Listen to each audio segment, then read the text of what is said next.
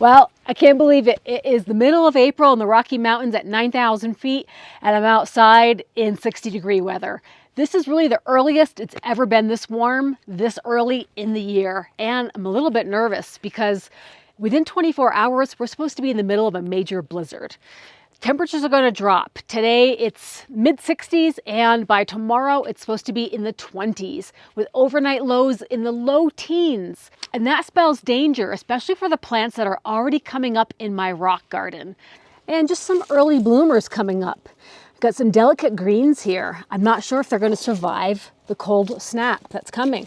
This is some dragon's blood succulent right here. Here's the remnants of an autumn joy right here. I don't know, what do you guys think? This early growth going to survive the 18-degree weather overnight? I've got some salvia right here. Everything's just very small, and it would look like it would take off perfectly, but I'm so worried about this killing frost, really. The teens are a killing temperature for sure. Something I really want to protect are these columbines that are coming up. Columbines are the state flower of Colorado, and I do a lot of artwork with them. So I hate to see them die off so soon. And some coral bells, got some early leaves there. So yeah, it's good news, bad news here. I don't know exactly what to do. I know that snow can be very insulating. It's just not a guarantee, and I hate to see all of this fresh growth die off so early. But as you can tell by the wind, that weather is coming in.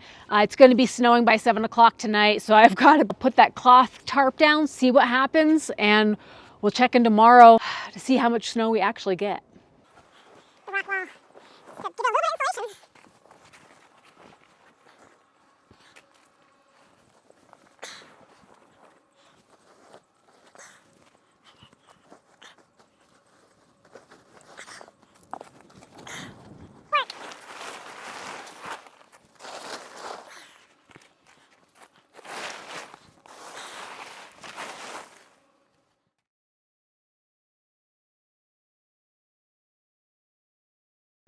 Well, folks, that was a change.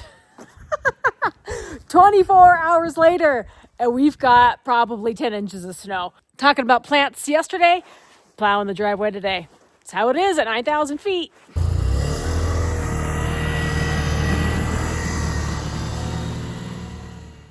Snow's still coming down, supposed to snow through the night, so who knows, but it's definitely good news for people in the mountains. You know how they like to have that spring snow. We want that moisture. We don't want any wildfires this summer near our house, so we'll take the moisture for now. But okay, didn't take very long for all that snow to melt, and all that snow is dripping off the roof too, melting. And I want to see how things did. And we can look over on this side, the side that was not covered. So we had some autumn joy here, still doing all right. Some other things coming up. Hens and chicks are pretty indestructible, but you know what? I think things did okay. Got another succulent over here, the dragon's blood, which looks like it's doing all right.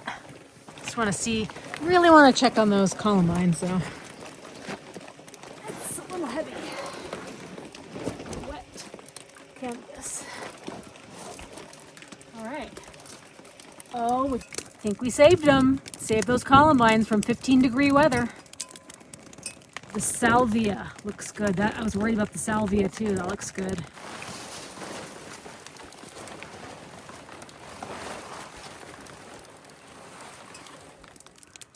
Autumn joy looks pretty good.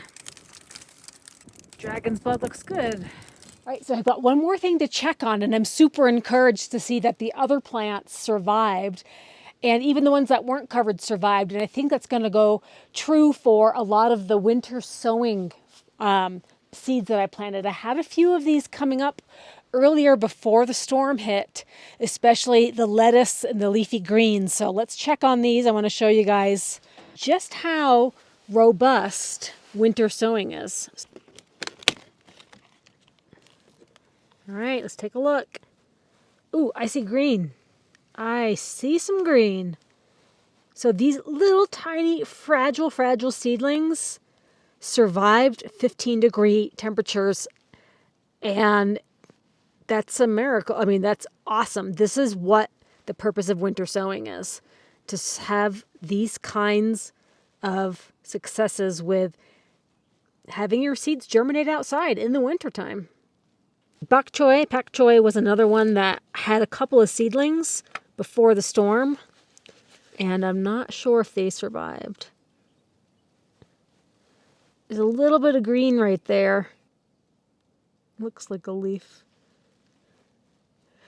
I'm not really seeing the greenery that I saw before the storm. I think there was more coming up than just what I'm seeing. So for the bok choy, I would say that what was existing did not survive, but we've got more on the way. What about arugula, guys? That's a hardy cold weather crop. Let's take a peek in the hole. Oh, do you see what I see? A lot of germination there. These guys survived 15-degree temperatures as well. Awesome. I also had some, I want to check the radish in the corner there. Some radish germination. Yeah, got a radish coming, guys. Awesome. Probably going to be more on the way. They're pretty eager to come up. So that's awesome. I'm super encouraged by what I've seen with the first sort of test of the unpredictable spring weather that we get here with, you know, those cold snaps and the heavy snowfall. And I mean, the really, really unexpected cold temperature that we got after a week, 2 weeks almost of 50-degree weather. So seeds were starting to germinate, and well, I think we could say the winter sowing method has proved its mettle with those greens in the containers still alive. So I'm super encouraged by that. And everything that I pretty much expected to germinate early has done so. Yeah, I can't wait to see how the rest of it goes over the next month as temperatures warm up.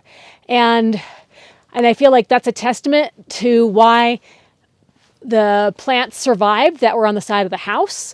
I don't think it was just the tarp that protected them, but the fact that they already had sprouted during wintry conditions, the warm and the freeze cycles, I think that's what increases the plant's cold resilience and enables them to survive a cold snap like we just had.